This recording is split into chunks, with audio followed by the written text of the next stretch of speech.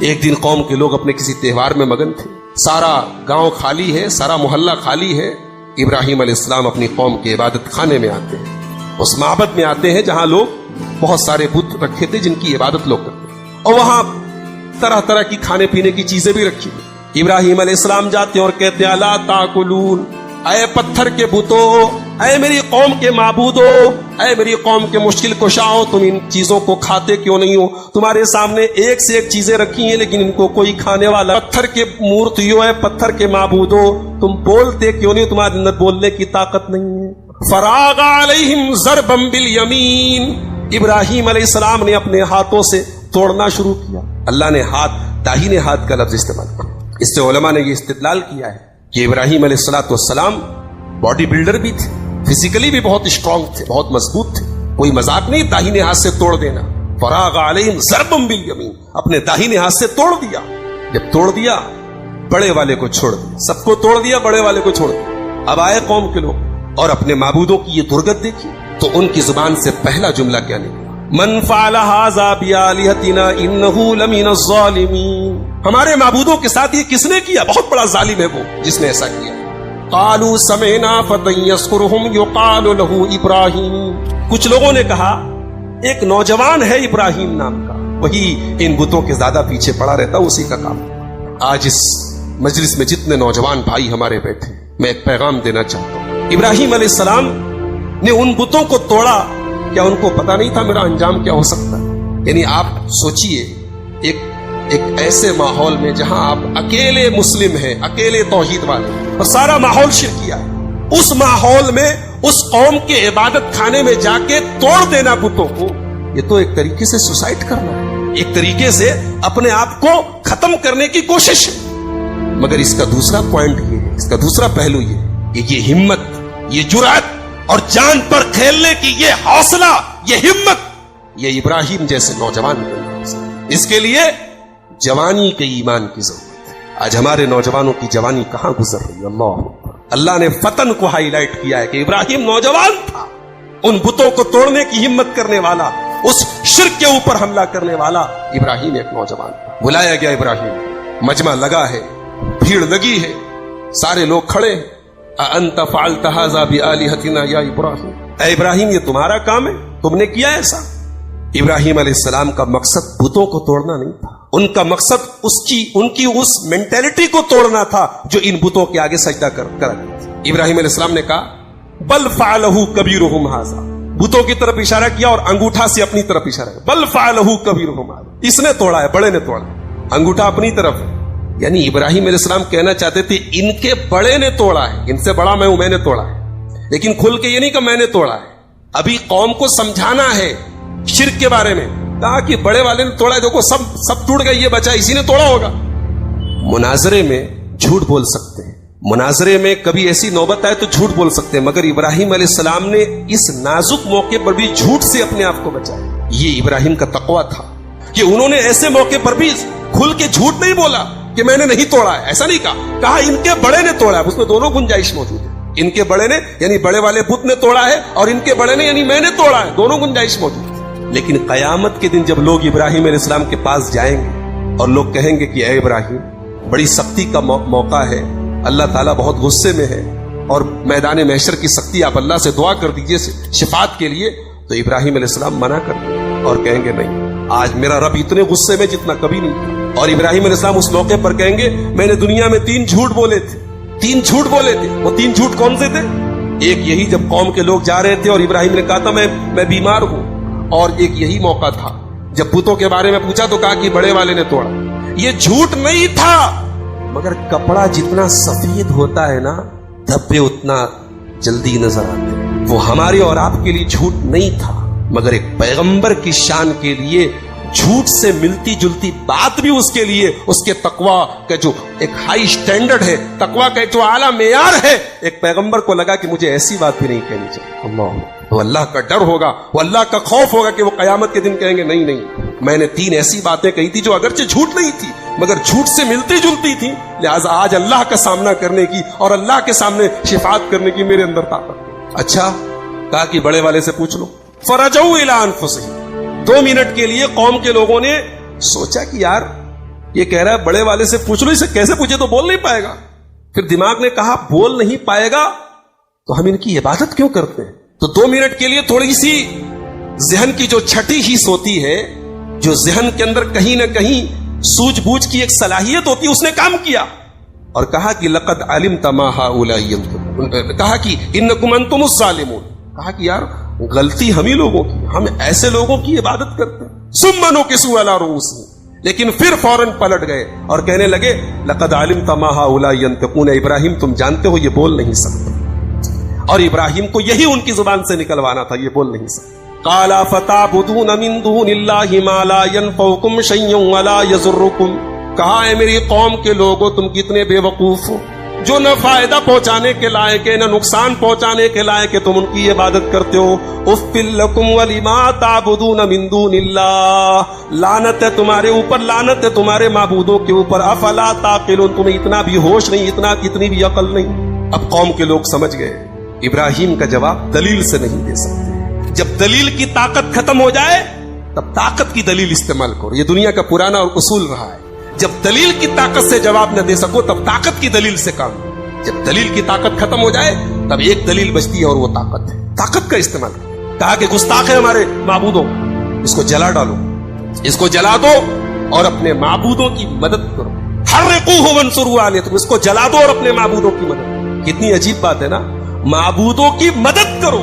اللہ اکبر. ارے وہ معبود ہی کیا جو ہماری مدد کا محتاج ہے. معبود کبھی مدد کا محتاج نہیں ہو سکتا. معبود وہ ہوتا ہے جو مدد کرے، رب وہ ہوتا ہے جو مدد کرے، جس کی ہم مدد کریں، جس کا ہم سپورٹ کریں، جس کو ہم بچائیں. وہ رب نہیں ہو سکتا. ابراہیم کو جلانے کے لیے آگ تیار کی، اور کیسی آگ تیار کی گئی؟ شاید پوری انسانی تاریخ میں ایک آدمی کو جلانے کے لیے اتنی بڑی آگ نہیں تیار کی. ایک آدمی کو جلانے کے لیے اتنی بڑی آگ تیار کی گئی کہ اللہ سورہ صافات میں کہتا ہے ابنوا لہ بنیانا، پوری ایک عمارت بنائی گئی، ایک مکان بنایا گیا کہ اس میں ابراہیم کو جلایا جائے. پوری ایک بلڈنگ بنائی گئی، اتنی بڑی آگ جلائی گئی، پورا گاؤں جلایا جا سکتا ہے.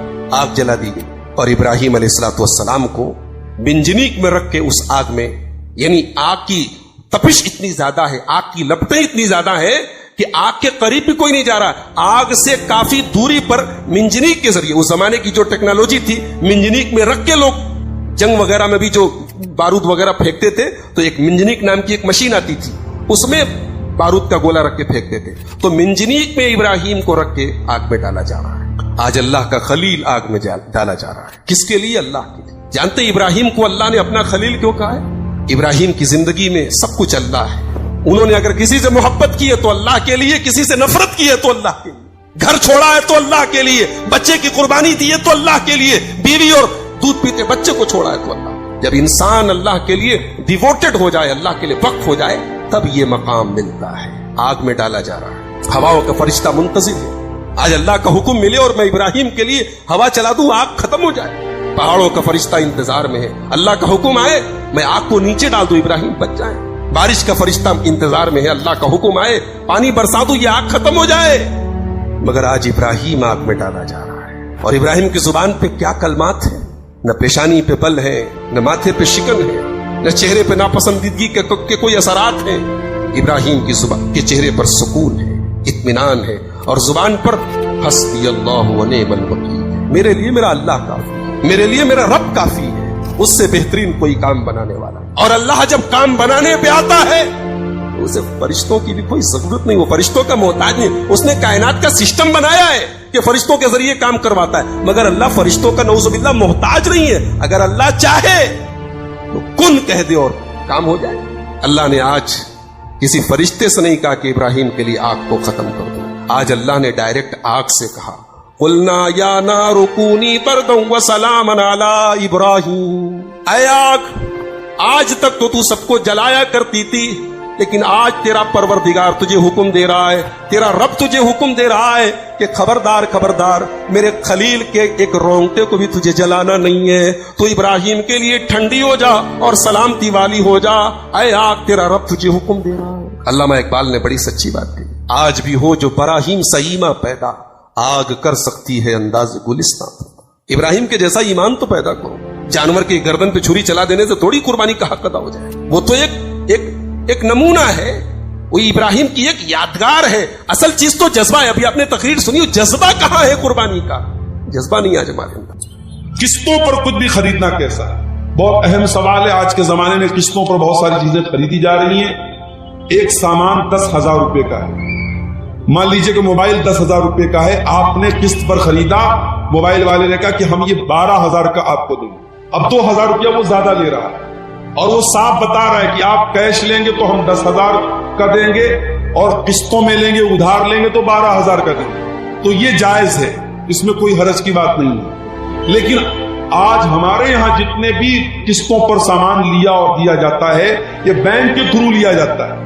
دکاندار آپ کو نہیں دیتا ہے, وہ بجاج فائنانس کے ذریعے, HDFC کے ذریعے یا کسی بینک کے ذریعے لون پاس کرتا ہے اور وہ بینک سے پورا پیسہ لے لیتا ہے. بینک آپ کو قرضہ دے رہا ہے, اور جب بینک آپ کو قرضہ دے رہا ہے تو بینک سے آپ نے سامان نہیں خریدا, بینک سے آپ نے قرضہ لیا ہے. اور قرضے میں آپ جب بینک کو پروفٹ دے رہے ہیں تو بات یاد رکھیے کہ قرضے پر پروفٹ لینا بھی حرام ہے اور پروفٹ دینا بھی حرام ہے. اس کو بہت صاف طریقے سے سمجھیں. سامان میں ادھار کی اور نقد کی قیمت الگ ہو سکتی ہے, لیکن آپ کسی سے قرضہ لیں گے تو اس میں اگر کم زیادہ رہے گا تو وہ گناہ کا کام ہے. اور آج جتنی بھی فائنانس کی اسکیم ہے سب بینک کے تھرو ہوتی ہے, اور وہ دکاندار بینک سے پورا پیسہ لیتا ہے اور بینک آپ کو ادھار دے رہا ہے. تو اس لیے یہ شکل صحیح نہیں ہے, یہ جائز نہیں ہے. دوسری بات یہ کہ بعض انٹرسٹ کہتے ہیں 0% انٹرسٹ, کہتے ہیں صاحب جتنے کا سامان اتنا ہی پیسہ آپ کو دینا ہے, ایکسٹرا نہیں دینا ہے. مگر اس میں کچھ ڈھکے چھپے کچھ خرچے رہتے ہیں, جیسے پروسیسنگ چارج رہتا ہے. 10,000 کا موبائل لیں گے, 1,000 روپیہ پروسیسنگ چارج لگے گا. اس کے بعد اگر آپ نے مہینے کی پہلی تاریخ کو EMI پے نہیں کی, ایک دن گزر گیا فوراً 100 روپیہ پینالٹی لگ جائے گی. 10 دن گزر گیا 1,000 روپیہ پینالٹی لگ جائے گی. تو یہ جو پینالٹی لگ رہی ہے یہ بھی سود کی ایک شکل ہے, جائز نہیں ہے. اس لیے ہمارے یہاں جو فائنانس کا جو سسٹم ہے یہ بہت ہی خطرناک ہے شریعت کے اعتبار سے, اور اس میں سود کی شکل موجود ہے. ہمیں اور آپ کو اس کو اوائڈ ہی کرنا چاہیے, اس سے پرہیز ہی کرنا چاہیے. یہ بالکل بھی مناسب نہیں ہے, کیونکہ سود کا لینا بھی حرام ہے اور سود کا دینا بھی حرام ہے. عورت کو نوکری کرنا چاہیے یا نہیں, سرکاری ہو یا غیر سرکاری؟ عورت نوکری کر سکتی ہے, شرط یہ ہے کہ وہ پردے میں رہ کے نوکری کرے اور اس کی نوکری میں غیر مردوں کے ساتھ انٹریکشن اس کا نہ ہو. اگر اس کو غیر مردوں کے سامنے جا کے کھڑے ہونا پڑ رہا ہے, ان کے ساتھ تنہائی اختیار کرنا پڑ رہا ہے, غیر مردوں کے ساتھ اکیلے میں ملنا پڑ رہا ہے, تو پھر ایسی نوکری عورت کو نہیں کرنا چاہیے. اس لیے کہ جب کوئی عورت کسی غیر مرد کے ساتھ تنہائی میں ملے گی تو اللہ کے نبی فرماتے ہیں اور وہ شیطان اپنا کام کرے گا. آج بہت سارے آفیسز میں عورتیں کام کرتی ہیں سیکریٹری کے طور پر, اس کی نوکری کرتی ہیں اور اس کے بعد ان کے ساتھ معاملات پیش آتے ہیں. تو شریعت میں اگر پردے کے ساتھ اور عزت اور شرافت کے ساتھ اگر کوئی نوکری ہے تو وہ کر سکتی ہے. لیکن یہ بھی یاد رکھیے کہ نوکری کرنا یہ عورت کا کام نہیں ہے, عورت کی ڈیوٹی نہیں ہے. کما کر کے مرد کی ڈیوٹی ہے. اگر مرد کی کمائی سے گھر چل رہا ہے, سکون کی روزی آ رہی ہے, تو اسی پر اکتفا کیا جائے, بلا وجہ عورت سے نوکری نہ کرائی جائے. لیکن اگر عزت کے ساتھ اور پردے کے ساتھ عورت نوکری کرنا چاہے تو کر سکتی ہے, کوئی حرج کی بات نہیں ہے. ٹھیکے پر زمین لینا اور سالانہ کچھ کیا لکھا ہے کٹوتی کرنا, کیا مطلب ہے ٹھیکے پر زمین لینے کا, کیا مطلب ہے؟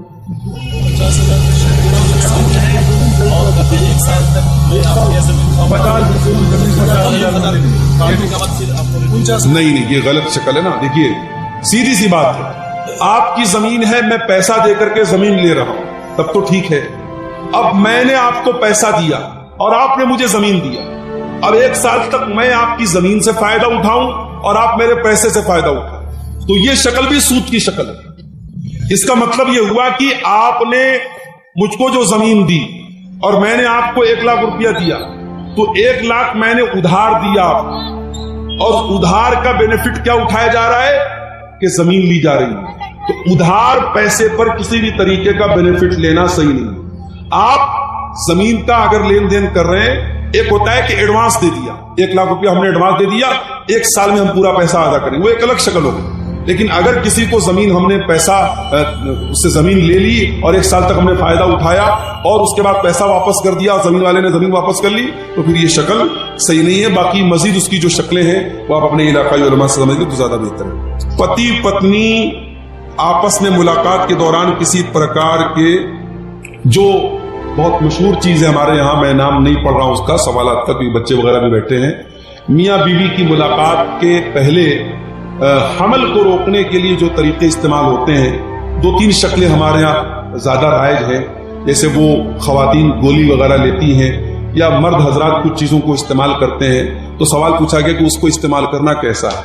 تو دیکھیے اب ظاہر ہے کہ اللہ کے رسول کے دور میں یا صحابہ کے دور میں تو یہ چیزیں نہیں تھی, لیکن اس دور میں بھی پریگنینسی نہ ہو, حمل نہ ہو, اس کے لیے کچھ طریقے اپنائے جاتے تھے.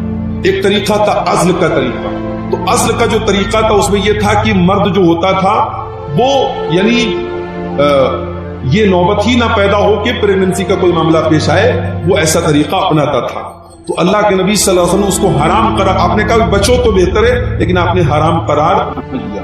تو اسی لیے علماء کا یہ کہنا ہے کہ اگر اس طریقے کی احتیاطی تدابیر اگر استعمال کی جائیں, اور وہ بھی اس وجہ سے کہ بھی بچہ چھوٹا ہے, اگلا بچہ اگر پیدا ہوگا تو اس بچے کے دودھ وغیرہ پینے پر یا اس کی پرورش پر مسئلہ آئے گا, تو اس سوچ کے ساتھ اگر وہ ان چیزوں کو استعمال کرتا ہے تو اس کی گنجائش بنتی ہے. لیکن ہاں صرف اس ڈر سے پیدا ہو جائے گا تو ہم کہاں سے کھلائیں گے, یا کوئی ایسا طریقہ اپنانا کہ پرماننٹ حمل نہ ہو, یا نسبندی کرا لینا, یا اس طریقے کا کوئی آپریشن کرا لینا کہ آئندہ اولاد نہ ہو بنا کسی مجبوری کے, تو یہ ٹھیک نہیں ہے, یہ مناسب نہیں ہے.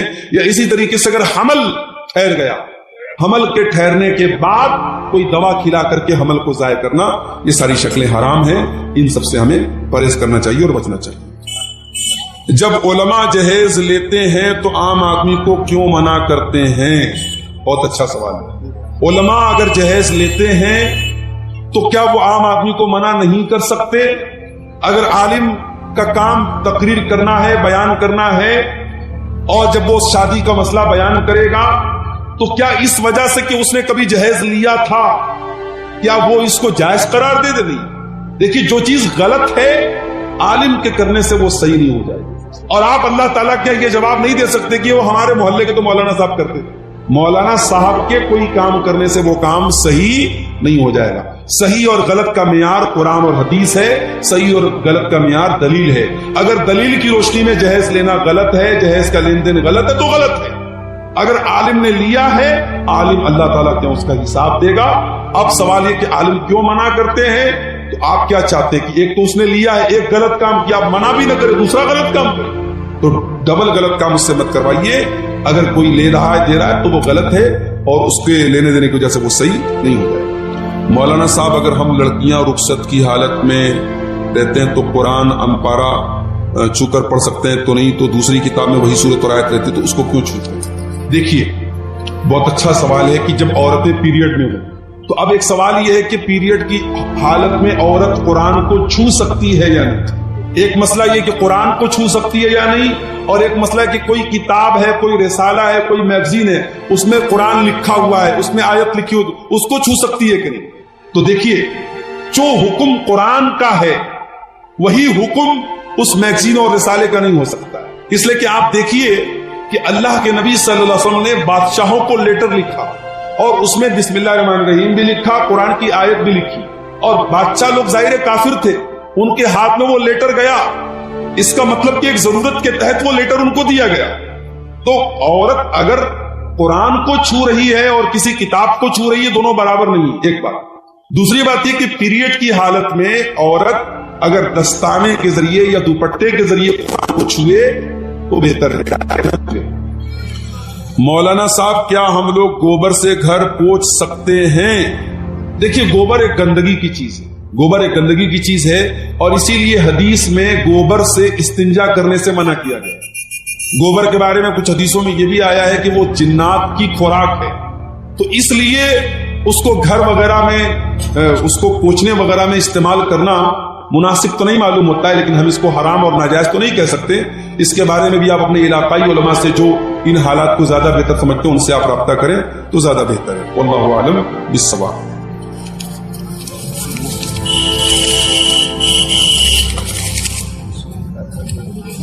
یہ کسی بھائی نے 2000 روپے کا چندہ پیش کیا ہے مدرسے کے لیے. اللہ تعالیٰ اس کے اس چندے کو قبول فرمائے, اور جو بھی ہمارے بھائیوں نے اس کار خیر میں حصہ لیا ہے اللہ سب کی نیکیوں کو قبول فرمائے. اناج جی کوئی علماء ہمارے پاس آتے ہیں تو وہ مانگتے ہیں کم ہی دیتے ہیں تو انہوں نے یہ سوال کر رہے بھائی صاحب کہ اگر ہم اپنے اناج کی جو زکوٰۃ ہے وہ زکوٰۃ نکال چکے, اب اس کے بعد کوئی مدرسے والا آ رہا ہے اور اگر وہ مانگ رہا ہے تو اس کو کچھ دے سکتے ہیں کہ نہیں, پوچھ رہے ہیں. کچھ نہیں ہوتا. دیکھیے آپ نے جب زکوٰۃ نکال دی, آپ کے کھیت میں اتنا اناج پیدا ہوتا ہے, آپ نے اس کو کیلکولیٹ کر لیا کہ میرے اوپر اتنی زکوٰۃ فرض ہے, اتنا دھان آپ نے اللہ کی راہ میں دے دیا. اب اس سے زیادہ آپ کو دینا ضروری نہیں ہے. اب کوئی مدرسے والا آیا تو آپ صدقہ کے طور پہ, دان کے طور پہ اس کو کچھ دے دیے تو وہ اس پر آپ کو ثواب ملے گا, لیکن وہ فرض نہیں ہے. فرض اتنا ہی ہے جتنا آپ کے اوپر زکوٰۃ بنتی ہے. دیکھیے یہ ایک سوال بہت اچھا سوال آیا ہے, بہت ہی اہم سوال ہے اس دور کا کہ مولانا صاحب کیا لڑکا لڑکی پیار کر سکتے ہیں؟ یہ سوال جو ہے ہمارے نوجوانوں کا فیوریٹ سوال ہے کہ لڑکا لڑکی پیار کر سکتے ہیں یا نہیں. تو بھائی لڑکا لڑکی بالکل پیار کر سکتے ہیں, لائسنس حاصل کرنے کے بعد پیار کر سکتے ہیں, اور وہ لائسنس ہے نکاح کا. نکاح کے پہلے پیار اسلام میں نہیں ہے, ٹھیک ہے. اگر بائی چانس اگر کسی لڑکی کی ابھی ہمارے یہاں بے پردگی کا دور ہے, اسلام میں تو بے پردگی جائز نہیں ہے, تو اس بے پردگی کے دور میں کسی لڑکی پر نظر پڑ گئی اور اس لڑکی کی خوبصورتی پر کسی لڑکے کا دل آ گیا, اب وہ کیا کرے؟ ہمارے یہاں طریقہ کیا ہے؟ موبائل نمبر حاصل کرے, چیٹنگ کرے, باتیں کرے, یہی ہوتا ہے, ہو رہا ہے. اسلام کا طریقہ یہ ہے کہ اگر کسی لڑکی کے بارے میں آپ کو پتا لگا کہ وہ لڑکی خوبصورت ہے یا اچھی ہے, دیندار ہے, تو آپ پراپر چینل اپنائیے, صحیح طریقہ اپنائیے. آپ لڑکی کے ماں باپ کے پاس نکاح کا پیغام بھیجیے. اگر وہ نکاح کا پیغام ایکسپٹ کر لیتے ہیں, آپ نکاح کر لیجیے, نکاح کے بعد خوب پیار کیجیے. لیکن یہ جو ہو رہا ہے کہ صاحب کپڑا بدلنے کی طرح پیار ہو رہا ہے, صاحب صبح کو کسی اور کے ساتھ اور شام کو کسی اور کے ساتھ, آج بریک اپ ہوا کل پیچ اپ ہوا, یہ جو نئی جنریشن میں ہو رہا ہے یہ بالکل بے حیائی ہے اور یہ حرام کاری ہے. اللہ ہمارے نوجوانوں کی اس سے حفاظت کرے. نکاح کے بعد محبت جو ہے وہ اصل محبت ہے اور اس کی اسلام میں اجازت. غیر مسلم کے تہوار میں چندہ دے سکتے ہیں یا نہیں؟ دیکھیے غیر مسلموں کے جو بھی تہوار ہوتے ہیں ظاہر ہے کہ وہ شرک کا تہوار ہوتا ہے, اور شرک کے تہوار میں ہمیں سپورٹ تو نہیں کرنا چاہیے. لیکن اگر ہم کسی ایسے علاقے میں رہتے ہیں جہاں سب لوگ مل جل کر کے رہتے ہیں اور وہاں اگر ہم نے چندہ نہیں دیا تو یاد کرو کتاب میں مریم کو, وہ مریم جو بہت اللہ والی تھی, بہت اللہ کی عبادت کرنے والی تھی, جو 24 گھنٹے بیت المقدس میں رہا کرتی تھی. مریم اپنے آپ کو بیت المقدس کے پورب سائیڈ میں, بیت المقدس کے مشرقی حصے میں اپنے آپ کو الگ کر لیتی ہیں, اپنے آپ کو ایک کونے میں, ایک گوشے میں الگ کر لیتی ہیں اور اللہ کی عبادت کرتی ہیں, اللہ کو یاد کرتی ہیں. وَاذْكُرْ فِي الْكِتَابِ مَرْيَمَ إِذِ انتَبَذَتْ مِنْ أَهْلِهَا مَكَانًا شَرْقِيًّا. او میری پیاری ماں بہنوں, مریم آپ کو سبق دے رہی ہے کہ عورت بھی اللہ والی بن سکتی ہے. مریم اپنے گھر والوں کو چھوڑ کر, اپنے بھائی بہنوں کو چھوڑ کر, اپنے ماں باپ کو چھوڑ کر مسجد کا ایک کمرہ پکڑ کر کے اللہ کی عبادت کر رہی ہیں. آج ہماری مائیں بہنیں غور کریں, اپنے پریوار کے ساتھ رہ کر وہ 5 ٹائم کی نماز بھی ادا نہیں کر پاتی. جاڑے کا موسم چل رہا ہے, دن چھوٹا ہو چکا ہے, گرمی کے مقابلے میں راتیں بڑی ہیں, دن چھوٹا ہے, موسم بھی ٹھنڈا ہے. اگر عورتیں چاہیں تو بڑی آسانی سے نفلی روزہ رکھ سکتی ہیں. جو رمضان کے چھوٹے ہوئے روزے ہیں وہ چاہیں تو وہ روزے اس موسم میں بڑی آسانی سے رکھ سکتی ہیں. مگر میری پیاری ماں بہنوں, آپ کے اندر وہ شوق ہی نہیں ہے, وہ جذبہ ہی نہیں جو مریم کے اندر تھا. اللہ کہہ رہا ہے اِذِ انتَبَذَتْ مِنْ أَهْلِهَا مَكَانًا شَرْقِيًّا. یاد کرو جب مریم اپنے گھر والوں کو چھوڑ کر مسجد اقصی کے, بیت المقدس کے پورب سائیڈ میں چلی گئی. اِذْ أَرْسَلْنَا إِلَيْهَا رُوحَنَا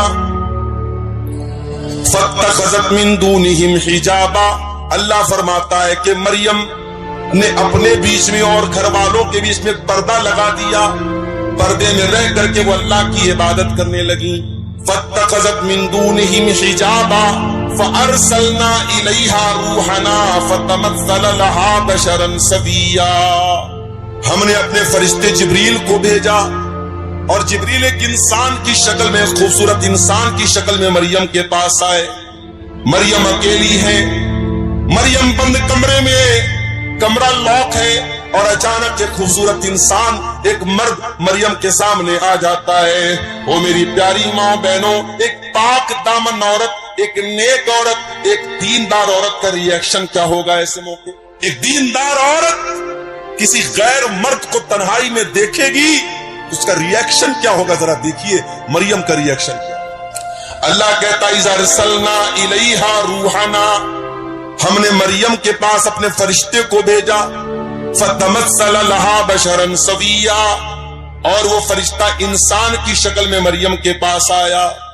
قالت انی اعوذ بالرحمن منک ان کنت تقیا. مریم فوراً ڈر گئی اور کہنے لگی میں رحمان کی پناہ چاہتی ہوں, میں اللہ کی پناہ چاہتی ہوں. ان کنت تقیا, اے انسان, اے آنے والے مرد, اگر تو اللہ سے ڈرنے والا ہے دور ہو جا, میرے قریب نہ آنا, میں تجھ سے اللہ کی پناہ چاہتی ہوں. مریم نے یہ سمجھا کہ یہ کوئی مرد ہے, ان کو معلوم نہیں تھا کہ یہ فرشتہ ہے. مریم نے اس کو اللہ کا نام لے کر کے اس کو اللہ کا ڈر یاد دلایا, اللہ کا خوف یاد دلایا. گناہ کے موقع پر اگر اللہ یاد آ جائے تو یہ دل میں ایمان کے زندہ ہونے کی نشان. اگر گناہ کے ٹائم اللہ یاد آ جائے, اللہ کا خوف دل میں آ جائے اور انسان گناہ سے اپنے آپ کو بچا لے, اللہ کے نبی فرماتے ہیں اللہ تعالیٰ فرشتوں سے کہتا ہے میرا بندہ گناہ کرنے جا رہا تھا, شراب پینے جا رہا تھا, زنا کرنے جا رہا تھا, کوئی بھی غلط کام کرنے جا رہا تھا, اگر گناہ کا ارادہ کر رہا تھا اور اللہ کے ڈر سے اگر اس نے گناہ کو چھوڑ دیا تو اللہ فرشتوں سے کہتا ہے اس کے نام اعمال میں ایک نیکی لکھ دو. میرے فرشتوں, اس کے نام اعمال میں ایک نیکی لکھ دو. فرشتے کہتے ہیں اللہ یہ تو گناہ کرنے جا رہا تھا, یہ تو شراب پینے جا رہا تھا, یہ تو زنا کرنے جا رہا تھا, یہ تو غلط کام کرنے جا رہا تھا. اللہ فرماتا ہے انما ترکھا من جرایا, اے میرے فرشتوں, میرے بندے نے میرے ڈر سے اس گناہ کو چھوڑا ہے, میرے خوف سے اس گناہ کو چھوڑا ہے, لہٰذا اس کے نام اعمال میں ایک نیکی لکھ دو. یہ نیکی کا حقدار ہے, یہ گناہ کا حقدار. پتہ یہ چلا میرے نوجوان ساتھیوں, آج جہاں جہاں بھی زنا کے اڈے قائم ہو رہے ہیں, جہاں جہاں غلط کام ہو رہے ہیں, شراب پی جا رہی ہے, نشہ ہو رہا ہے, بدکاری ہو رہی ہے, بے حیائی ہو رہی ہے, بے پردگی ہو رہی ہے, بدکاری ہو رہی ہے, جتنے گناہ ہو رہے ہیں ان گناہوں کی اصل وجہ یہ کہ انسان اللہ کا خوف اپنے دل سے نکال چکا ہے. اور معاف کرنا, چہرے پر داڑھی رکھنا نبی کا طریقہ ہے, مگر ضروری نہیں کہ داڑھی رکھنے والا پرہیزگار ہے. گھر سے نقاب میں نکلنے والی عورت بہت اچھا کام کرتی ہے کہ نقاب میں نکل رہی ہے, مگر نقاب میں نکلنا اس بات کی گارنٹی نہیں ہے کہ اس کے دل میں اللہ کا ڈر ہے. میرے پیارے ساتھیوں, کتنے زنا کے واقعات ہوئے جو نقاب پوش لڑکیوں نے ہوٹلوں میں جا کر کے عیاشیاں کی ہیں, کتنے غلط کام ہوئے جو چہرے پر داڑھی رکھنے والوں نے اور ماتھے پر سجدے کا نشان رکھنے والوں نے وہ غلط کام کیے ہیں. اس لیے یاد رکھنا, داڑھی کی اہمیت اپنی جگہ ہے, نقاب کی اہمیت اپنی جگہ ہے, نماز کی اہمیت اپنی جگہ ہے. جب تک اللہ کا ڈر نہ ہو, جب تک اللہ کا خوف نہ ہو, تب تک انسان گناہوں سے نہیں بچ سکتا. گناہ سے بچنا ہے, اللہ کا ڈر ہونا ضروری. اور اللہ کا ڈر کیسے پیدا ہوگا؟ جب اللہ کو جانیں گے آپ. جتنا اللہ کے بارے میں جانیں گے, جتنی اللہ کے بارے میں آپ کو نالج ہوگی, اتنا آپ کے دل میں اللہ کا ڈر ہوگا. اسی لیے اللہ قرآن میں کہتا ہے انما یخشی اللہ من عبادہ العلماء, اللہ تعالیٰ سے اس کے بندوں میں علماء ڈرتے ہیں.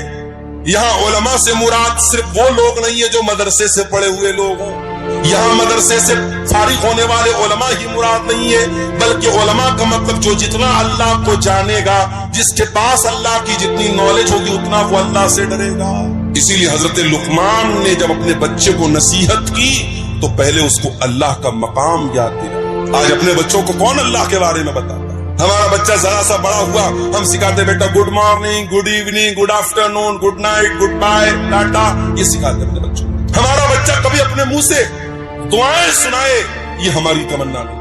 रात में हम बिस्तर पे सोने जाते हैं, अगर हम कोशिश करें, मैंने 2.5 साल की 2 साल की बच्चियों के मुंह से सुना है, माँ बाप ने उनको सिखाया है, तो रात में बिस्तर पे जाती है, माँ कहती है बेटा दुआ सुनाओ, 2 साल की बच्ची तोतली जबान में अपनी माँ से कहती है अल्लाहुम्मा बिस्मिका अमूतु व अहया, 2 साल की बच्ची वो दुआ सुना। आप जो तरबियत देंगे मेरे प्यारे साथियों, बच्चे आपके वही सीखेंगे, वही उसी पर अमल करेंगे। और सिखाने की सबसे बेहतरीन जो उम्र होती है वो बचपन की होती है। बच्चों को आपने बचपन से नमाज की आदत डलवा दी, इंशाअल्लाह जवानी में नहीं छूटेगी। बच्चों को बचपन में आपने कुरान का हाफिज बना दिया, इंशाअल्लाह सारी जिंदगी कुरान को याद रखेगा। बच्चों को बचपन में आपने तौर तरीका सिखा दिया, सारी जिंदगी उसको याद रहेगा। मेरे प्यारे साथियों, हजरत लुकमान ने अपने बच्चे को जब नसीहत की तो क्या कहा, या बुनय्या इन्नहा इन तकुम मिस्काल हब्बतिन मिन खरदलिन फतकुन फी सखरतिन औ फिस समावाति औ फिल अर्दि याति बिहल्लाह। ऐ मेरे बच्चे, याद रखना अल्लाह ताला इतना पावरफुल है और इतना नॉलेज रखने वाला है।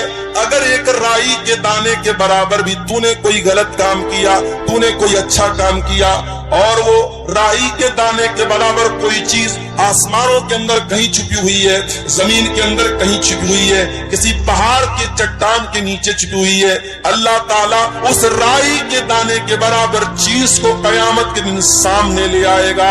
वो राई के दाने के बराबर चीज भी अल्लाह ताला की नजर से ओझल नहीं हो सकती, अल्लाह की नॉलेज से बाहर नहीं हो सकती।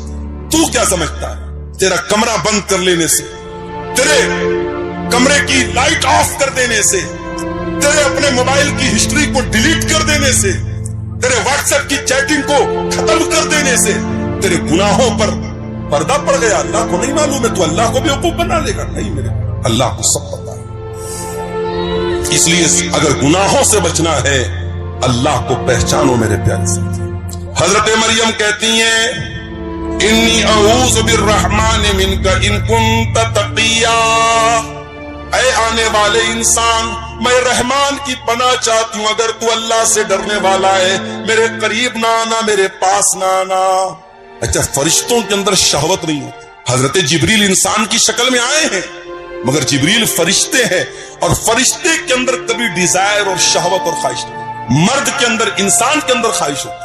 कोई कितना ही नेक इंसान हो, अगर उसके सामने औरत आएगी तो जो एक मर्द की के अंदर जो फितरी तौर पर औरत को पाने की जो तलब है, जो रिक्वायरमेंट है, वो जरूर कहीं ना कहीं उसके दिल में पैदा हो।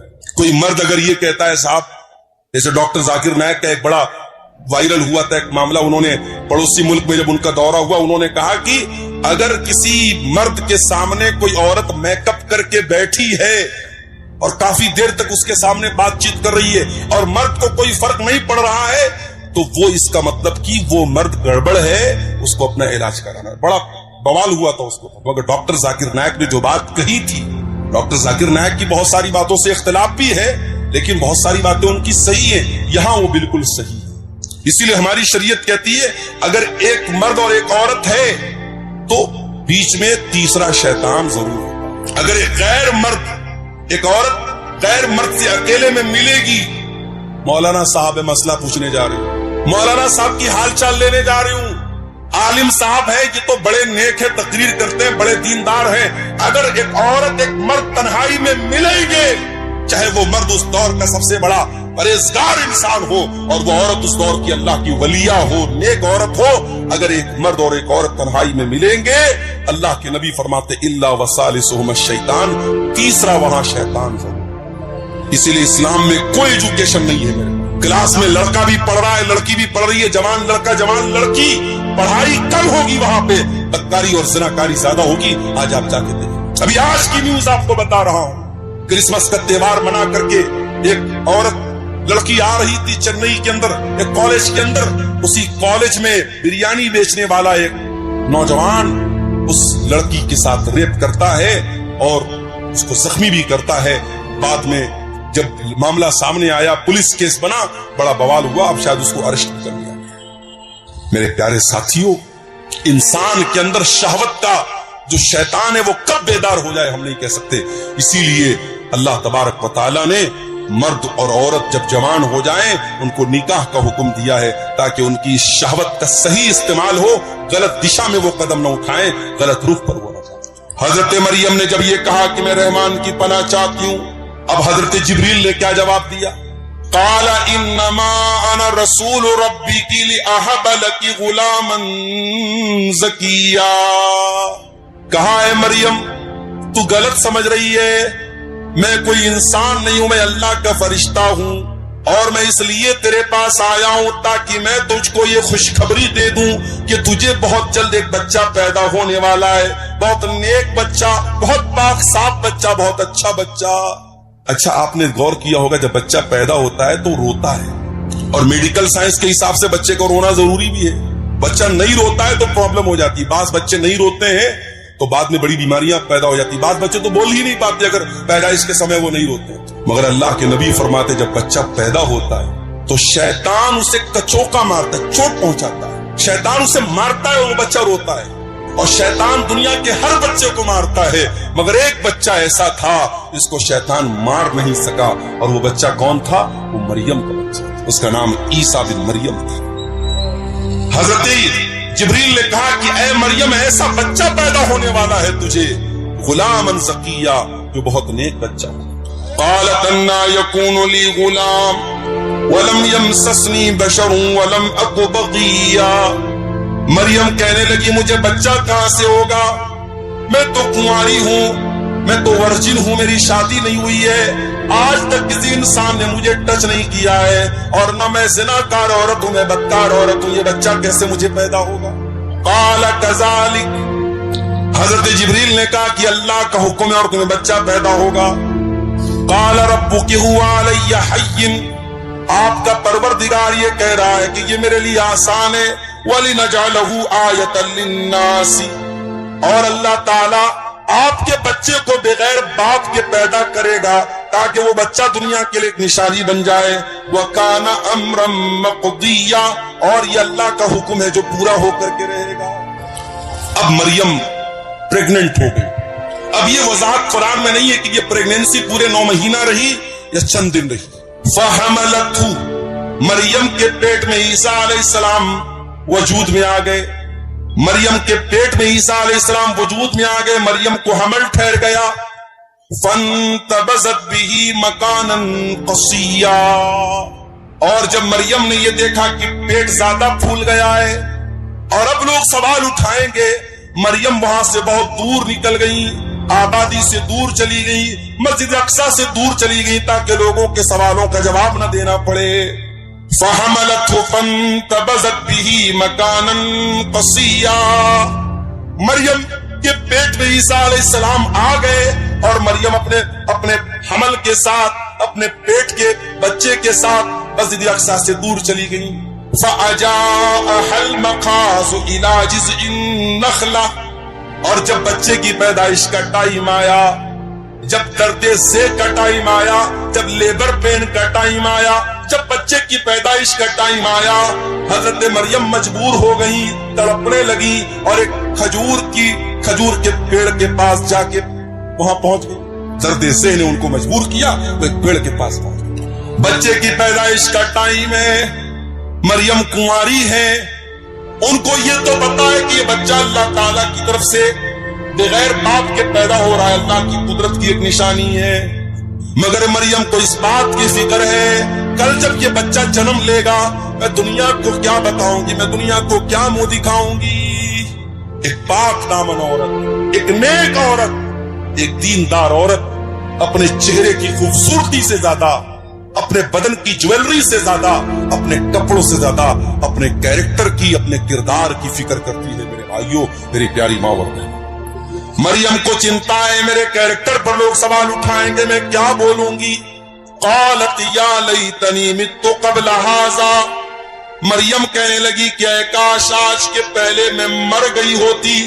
وکنت نسیا منسیا, کوئی میرا نام تک نہ جانتا, میں بھولی بسری कहानी बन गई होती, लोग मेरा नाम तक ना जानते। ये कौन सी मुसीबत मेरे सर पे आ गई। ऐ मरियम, ये मैं तू क्या जवाब देगी लोगों को। ऐ काश है मरियम तू मर गई होती।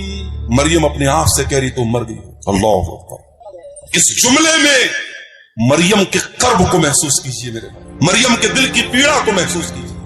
मरियम के दिल के अंदर जो अपने किरदार की जो फिक्र है, जो चिंता है, उसको महसूस कीजिए।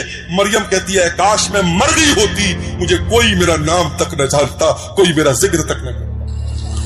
फनादाहा मिन तहतिहा अल्ला तहज़नी क़द जअल रब्बुकी तहतकी सरिया।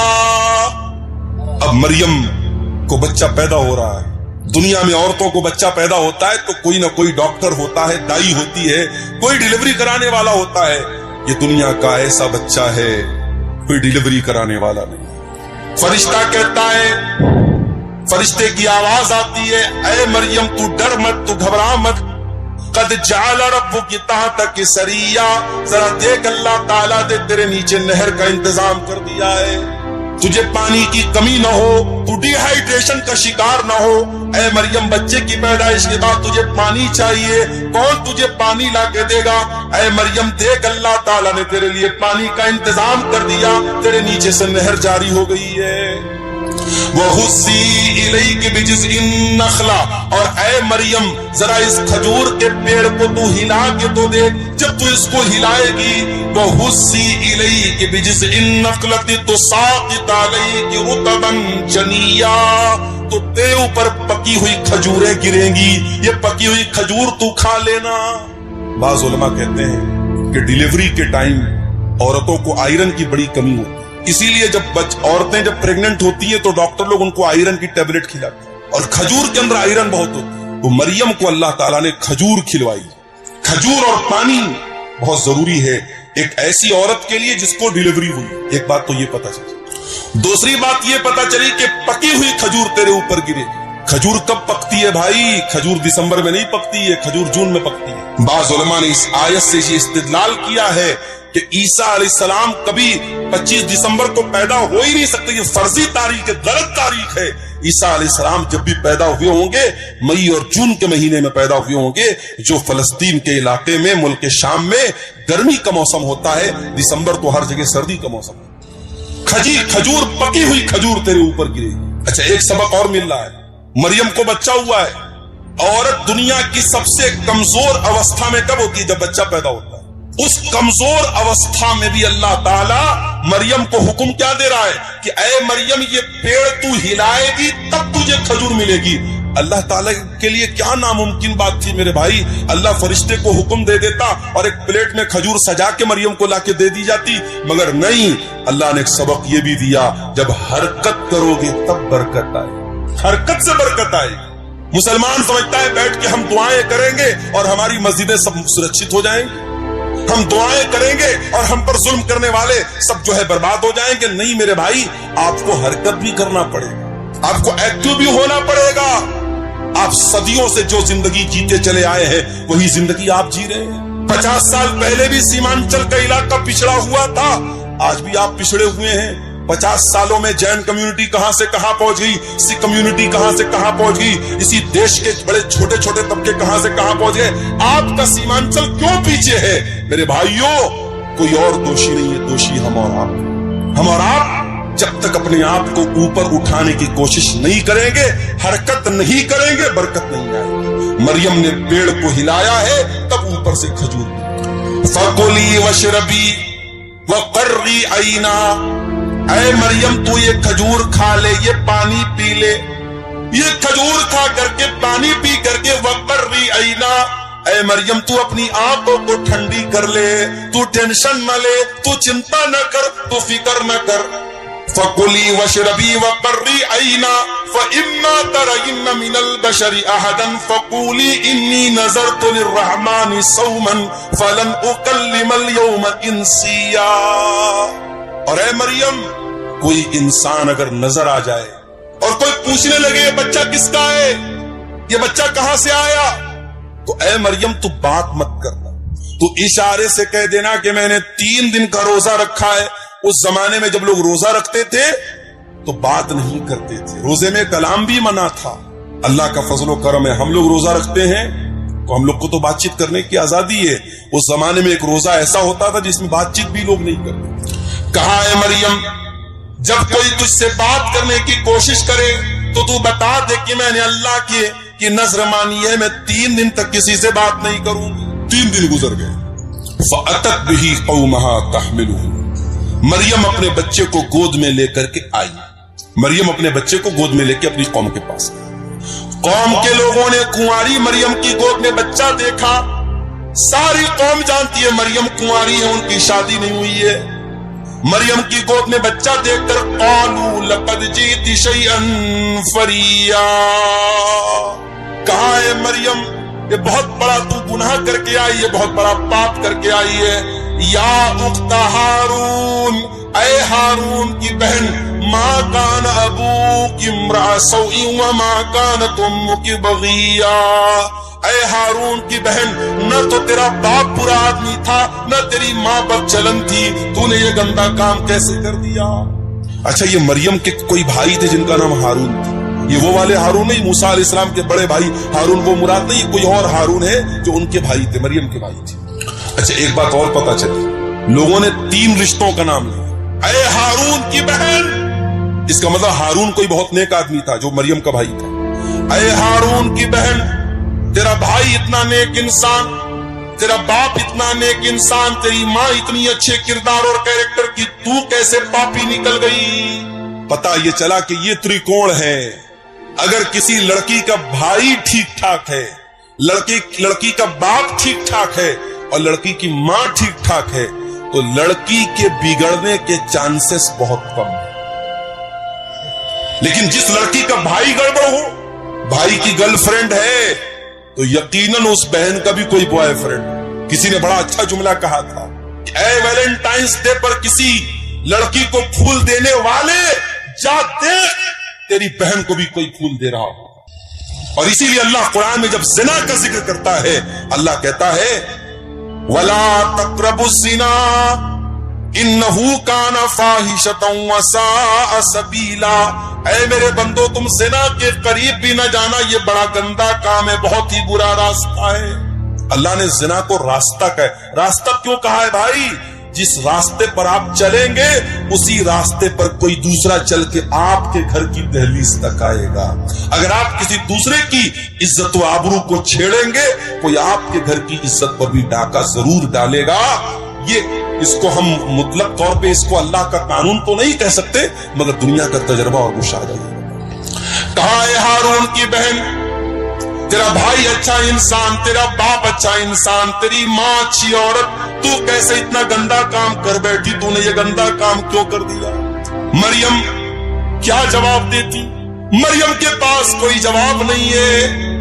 مریم جواب دے گی, قوم کے لوگ ماننے والے نہیں ہیں. فَأَشَارَتْ إِلَيْهِ, مریم نے اپنے بچے کی طرف اشارہ کیا. قالوا كيف نكلم من كان في المهد صبيا, قوم کے لوگوں نے کہا کہ اے مریم کیا مذاق کر رہی ہے, اس دودھ پیتے بچے سے ہم کیا بات کریں. تو جواب دے, تو ماں ہے, تو جواب دے, ہم اس بچے سے کیا بات کریں. تو کیسی بیوقوفی کی بات کر رہی ہے, تو بچے کی طرف کیوں اشارہ کر رہی ہے, ہم بچے سے کیسے بات کریں. اللہ اکبر. جب ایک پاک دامن عورت کے کیریکٹر پر داغ لگانے کی کوشش کی, ایک پاکیزہ عورت کے کردار پر جب لوگوں نے دھبا لگانے کی کوشش کی, اللہ نے اس کے دودھ پیتے بچے کو زبان دے دی. دودھ پیتا بچہ ہمارے اور آپ کے سامنے تھوڑی بولتا ہے. دودھ پیتا بچہ تو خالی روتا ہے, بھوک لگے تب روتا ہے, پیاس لگے تب روتا ہے, پیٹ میں درد ہو تب روتا ہے.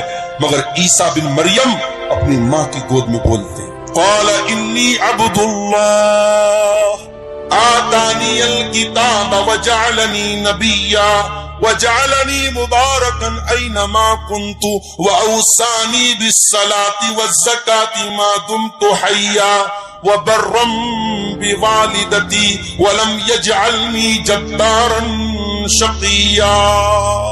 اللہ اکبر. عیسیٰ بن مریم اپنی ماں کی گود سے کہتے, اے لوگوں کان کھول کر کے سن لو, میری ماں پر کوئی الزام مت لگاؤ, میری ماں کے اوپر کوئی گندا الزام مت لگاؤ. आओ मैं बताता हूं मैं कौन, मैं ईसा हूं।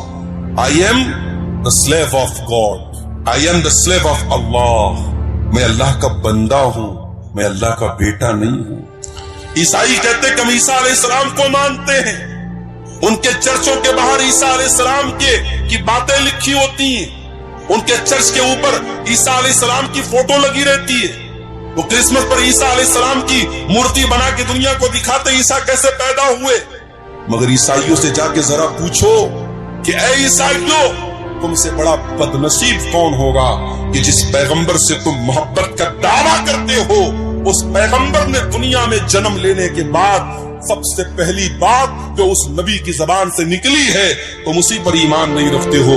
वो नबी कह रहा है मैं अल्लाह का बंदा हूं और तुम कहते हो ईसा अल्लाह के बेटे थे।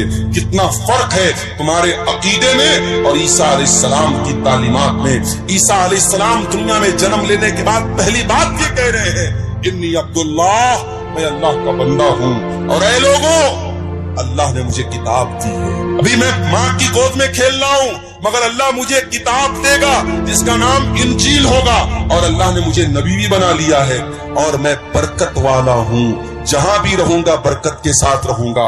और अल्लाह ने मुझे नमाज का हुक्म दिया है और ज़कात का हुक्म दिया है, जब तक मैं जिंदा रहूंगा नमाज पढ़ता रहूंगा, ज़कात देता रहूंगा। कितने अफसोस की बात है, ईसाई शराब पीता है, ईसाई ज़िना करता है, ईसाई गलत काम करता है, अपने चर्च में जाता है, वहां चर्च का पादरी कहता है कि तूने शराब पिया है, तूने ज़िना किया है, तूने मर्डर किया है, कोई बात नहीं, ले उसको शराब पिलाता है।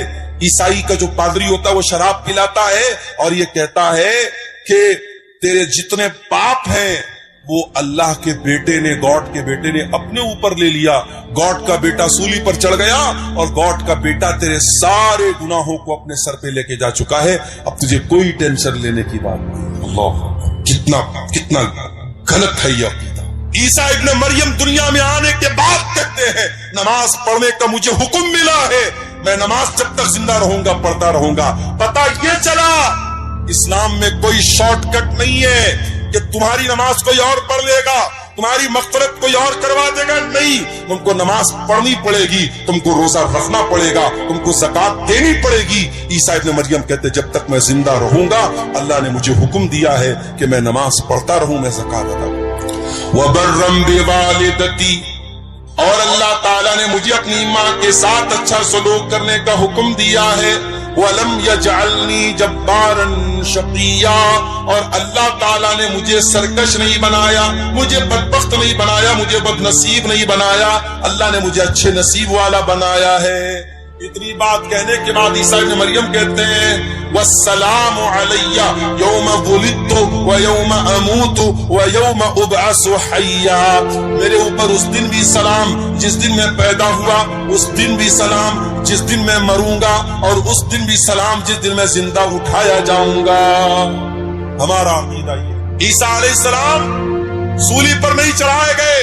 कान खोल करके सुन लो मेरे भाइयों, ये अकीदा समझ लो। ईसा इब्न मरियम के बारे में जब कोई किसी से बात करना हो, आपको ईसा अलैहिस्सलाम के बारे में सही इंफॉर्मेशन होनी चाहिए। ईसा अलैहिस्सलाम सूली पर नहीं चढ़ाए गए, उनको सूली पर चढ़ाने की कोशिश जरूर हुई, मगर अल्लाह ताला ने उनको सुरक्षित आसमान पर उठा लिया।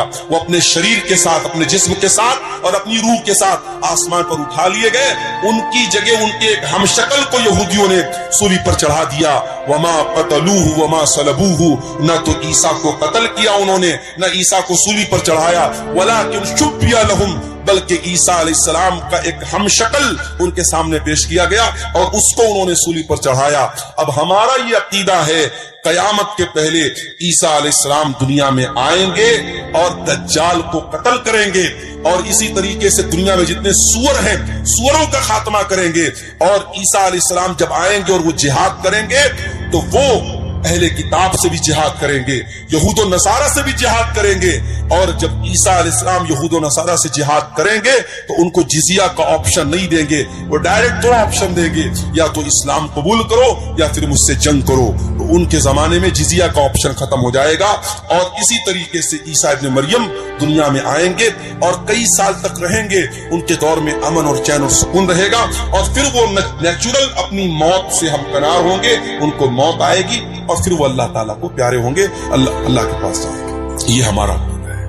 इसीलिए अल्लाह जब इस वाक़े को बयान करता है, अल्लाह कहता है ज़ालिका ईसा इब्नु मरियम क़ौलुल हक़्क़िल्लज़ी फ़ीही यम्तरून। ये ईसा इब्न मरियम है, ये अल्लाह के सच्चे कौल हैं, अल्लाह की सच्ची बात इनके बारे में है, जिनके बारे में लोग शक और शुबहा कर रहे हैं।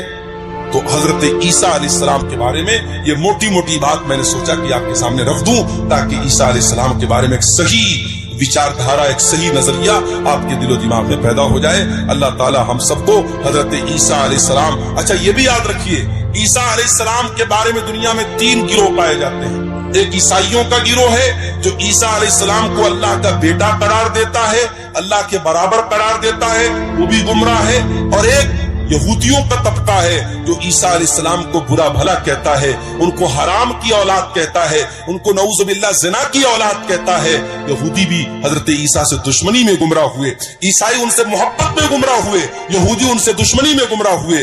और एक तबका ऐसा है जो ईसा अलैहिस्सलाम पर ईमान भी रखता है, उनको के बारे में यह अकीदा रखता है वो अल्लाह के नबी थे, वो अल्लाह के पैगंबर थे, बगैर बाप के पैदा हुए थे, और अल्लाह ताला ने उनके हाथ पर बहुत सारे मोजज़ात दिखाए थे।